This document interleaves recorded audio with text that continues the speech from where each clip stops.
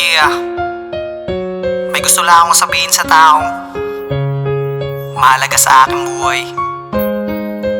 Na kung di dahil sa kanya baka di ako ganito ngayon.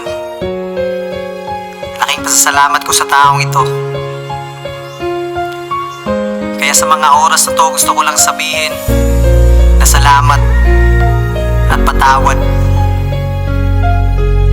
Patawad sa lahat ng mga mali kong nagawa. At salamat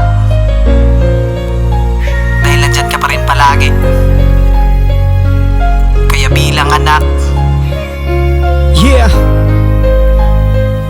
gusto ko lang magpasalamat sa'yo aking ama, sa sakripisyong binigay mo at pagpapahalaga. Kahit pa nahihirapan na natili kang nandyan sa akin, gumagabay kailan may di nag-alangan. Na kahit hindi ako naging mabuti sa'yo, sinasagot-sagot ko lagi ang mga payo mo. Pasensya na aking magulang, patawarin mo ako sa aking mga kasalanan, pagkukulang ko sa'yo. Papatawad kung naging tarantadong anak, pinagsisihan ko ang lahat ng to aking ama. Maraming salamat, hanggang ngayon ay nandyan ka pa rin. Ikaw ang yaman ko na kailan may di pagpapalit. Lumisan man ako sa mundong to, hindi nabubura. Labis akong natutuwa dahil ikaw aking ama. Kaya ang tangi ko na lang hiling sa itaas, sana'y bigyan ka pa ng mas mahabang buhay at takas. Pasalamat sa lahat-lahat mo na ibinigay at pagpapahalaga sa amin na naging gabay sa pagtahak ko sa daang hindi alam ano ang dulo. Basta't ang alam ko lang hanggat nandyan ka ay hindi ako basta maliligaw na dahil sa iyong katagalan na natili sa isipan ko na nagpapaalala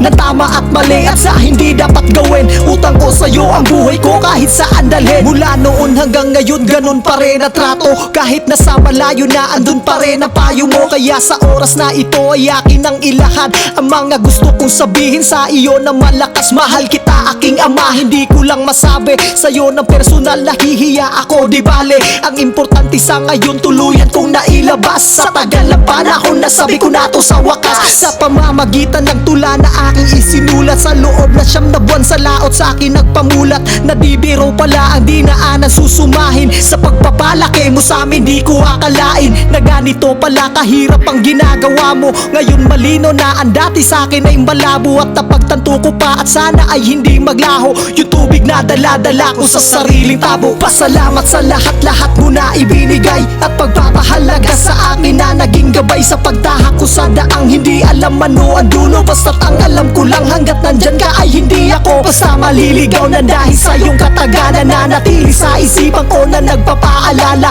ng tama at mali at sa hindi dapat gawin. Utang ko sa'yo ang buhay ko kahit saan dalhin.